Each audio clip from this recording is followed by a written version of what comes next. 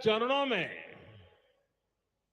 आदि सेवा पर्व की गूंज पहले से ही सुनाई दे रही है। आज से इसका मध्य प्रदेश संस्करण भी प्रारंभ हो रहा है।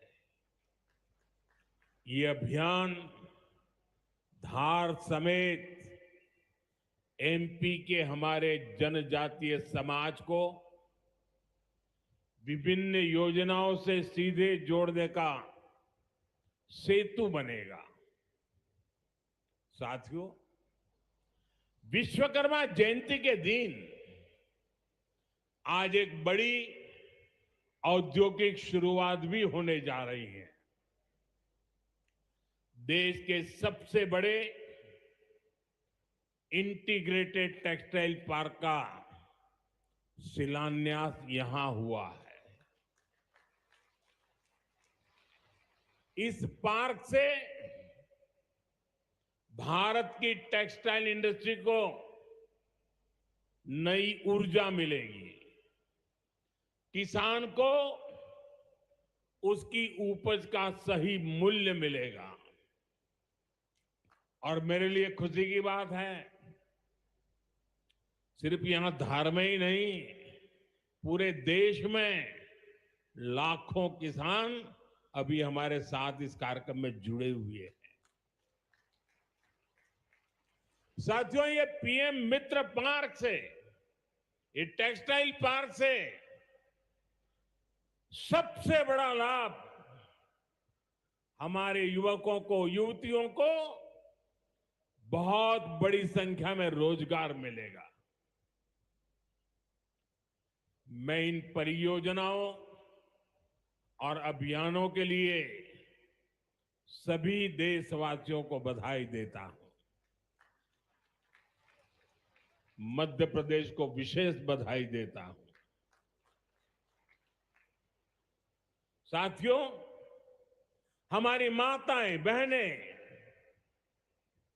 हमारी नारी शक्ति राष्ट्र की प्रगति का मुख्य आधार है। हम सब देखते हैं, घर में अगर मां ठीक रहती है तो पूरा घर ठीक रहता है। लेकिन साथियों, अगर मां बीमार हो जाए तो परिवार की सारी व्यवस्थाएं चरमरा जाती है। इसलिए स्वस्थ नारी, सशक्त परिवार, ये अभियान माताओं बहनों को समर्पित है, उन्हीं के उज्जवल भविष्य के लिए है। हमारा मकसद है एक भी महिला जानकारी या संसाधनों के अभाव में गंभीर बीमारी का शिकार न हो।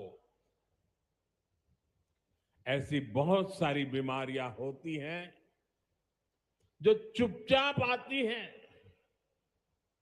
और पता न चलने के कारण धीरे धीरे बहुत बड़ी बन जाती है। जीवन और मृत्यु का खेल शुरू हो जाता है। ऐसी बीमारियां जिनका महिलाओं में सबसे ज्यादा खतरा है, ऐसी बीमारियों को शुरुआती दौर में ही उसको पकड़ना बहुत जरूरी है। इसलिए इस अभियान के तहत बीपी हो, डायबिटीज हो, एनीमिया, टीबी हो या कैंसर जैसी भयंकर बीमारी की संभावना हो, इन सब की जांच की जाएगी। और मेरी माताओं बहनों, देश भर की मेरी माताओं बहनों, आपने मुझे हमेशा बहुत कुछ दिया है। आपके आशीर्वाद ही तो मेरा सबसे बड़ा रक्षा कवच है।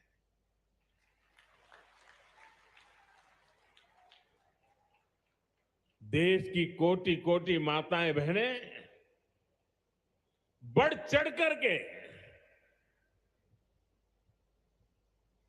मुझ पर अपने आशीर्वाद देती रही है। लेकिन माताओं बहनों, आज 17 सितंबर विश्वकर्मा जयंती पर मैं आपसे कुछ मांगने आया हूं। देश भर की माताओं बहनों से मैं आज कुछ मांगने आया हूं। माताएं बहनें, जरा मुझे बताएं, आप मुझे देंगे कि नहीं देंगे? जरा हाथ ऊपर करके बताइए।